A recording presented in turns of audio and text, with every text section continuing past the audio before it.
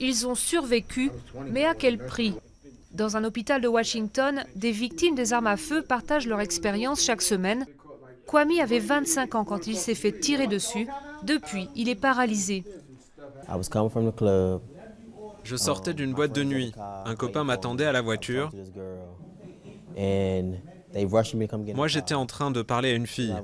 Ils m'ont dit de me dépêcher, j'ai couru à la voiture. À ce moment-là, j'ai démarré et j'ai perdu conscience. Comme Kwame, des milliers de jeunes noirs sont blessés ou tués par des armes à feu chaque année. Mais ce sont les massacres, comme celui de Newtown en décembre, où 20 enfants ont été abattus, qui font réagir les Américains et relancent le débat sur les armes. Des actes spectaculaires qui ne sont pas représentatifs du vrai problème, selon cet expert. Ce n'est pas la réalité de la violence par arme à feu aux États-Unis. La réalité, c'est que la violence est concentrée dans les centres-villes, parmi les pauvres, et que les victimes sont en grande majorité et de manière disproportionnée des jeunes noirs et hispaniques. Plus de 30 personnes sont abattues chaque jour à travers le pays. Presque la moitié des victimes sont des Noirs, le plus souvent tués par d'autres Noirs. Ismaël était un petit délinquant.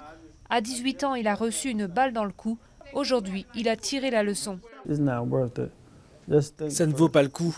Il faut réfléchir avant d'agir. Parce qu'une fois que tu es puni, il n'y a pas d'issue. C'est facile de se mettre dans le pétrin, mais c'est dur d'en sortir.